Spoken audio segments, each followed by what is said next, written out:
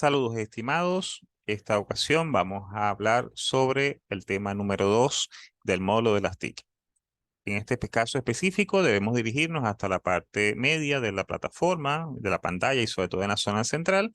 Estar seguros que estamos en la pestaña número 2, modalidades educativas, también identificada con su banner respectivo. Una vez que estemos allí, tengamos presente que se despliegan los recursos disponibles, presentaciones, videos y demás elementos como tutoriales para el desarrollo de esta temática. Para efectos prácticos, vamos a abordar en este pequeño clip un poquito de reflexión sobre las modalidades educativas y sobre todo los elementos que le caracterizan. En esencia general, cuando hablamos de modalidades educativas, probablemente vamos a hacer alusión a todos aquellos factores que definen el procedimiento, las formas, el modelo en el cual vamos a desarrollar una experiencia de aprendizaje. Dentro de esta visión, debemos comenzar con una breve mención a lo que ha sido la visión histórica de las modalidades de estudio. Probablemente centrándonos en un principio en la visión de una modalidad basada en el grado de presencialidad que tendrían mis actores, docente, estudiante, durante la dinámica. Cuando describimos el hecho educativo, probablemente nos centramos en la visión de el encuentro profesor-estudiante y probablemente también vamos a tener presente que el grado de encuentro o de presencialidad es el que establece que hable de una educación a distancia o una educación tradicional o presencial. No obstante, esta visión se amplía con el uso de las tecnologías.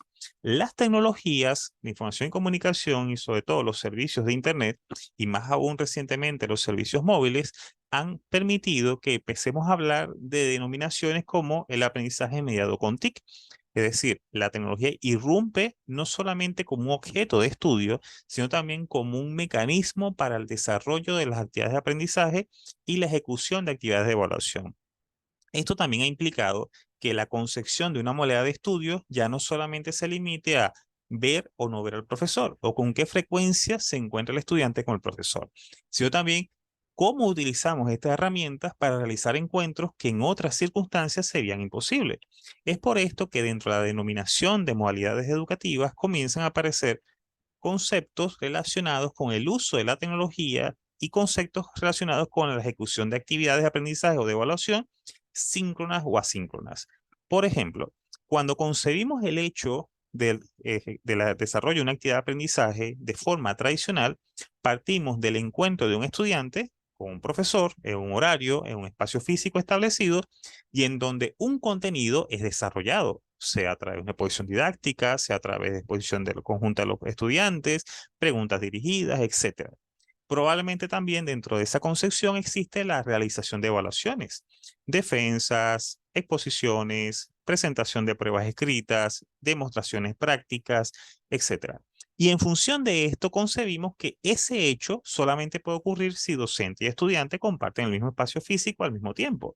No obstante, la tecnología me permite que el docente y estudiante compartan un espacio virtual al mismo tiempo.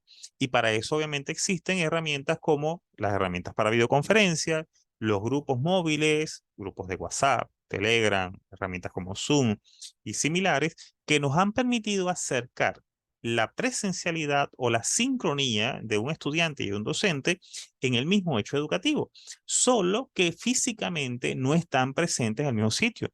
Muchas veces ni siquiera son o están en la misma ciudad en el momento en que se realiza la actividad.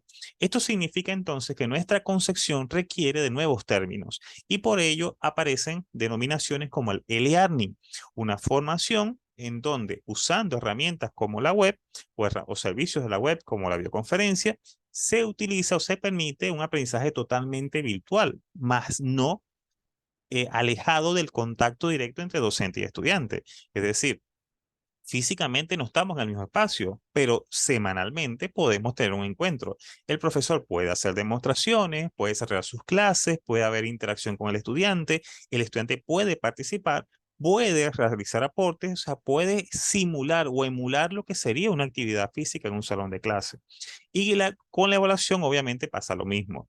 Ahora, como esas herramientas no eran suficientes como WhatsApp, Telegram, Zoom, no son suficientes para la interacción o para completar todas las estrategias que el profesor podría planificar, surge obviamente la necesidad de crear espacios mucho más concretos. Y allí es donde recuperamos la idea del ambiente virtual de aprendizaje. La plataforma, el aula virtual, surge como espacio para que el contenido quede asentado, quede siempre disponible, donde el estudiante pueda entregar productos, pueda realizar evaluaciones, pueda interactuar con sus compañeros a través de los foros, etc. Entonces, esa visión, esa aparición de términos como e-learning vienen a dar respuesta a una necesidad latente desde el momento que usamos la tecnología, que debemos ampliar, redefinir la concepción de las modalidades educativas. Y lo mismo ocurre con otro concepto interesante como es el B-Learning, la combinación de estrategias presenciales con estrategias virtuales. Es decir, un docente puede planificar su dinámica, bien sea por componentes. Tal vez él decide que todo el componente teórico de su asignatura se va a desarrollar a través de una plataforma, con asesorías en línea, con contenidos y evaluaciones a través de la plataforma, mientras que su sesión práctica va a ser realizada de forma física, presencial en el laboratorio que corresponde. Pero también puede hacer incluso combinaciones. Supongamos que yo soy profesor de química, quiero realizar un pre-laboratorio y post-laboratorio, y decido hacer una combinación. Decido, por ejemplo, que mi prelaboratorio va a ser un foro de dudas o un foro de discusión, un foro de construcción, en donde mis estudiantes van a debatir sobre el tema o sobre las pautas que yo les he presentado como prelaboratorio. Luego, físicamente vamos al laboratorio, realizamos la práctica como correspondía, y luego del laboratorio volvemos a la plataforma para entregar un informe a manera de post-laboratorio.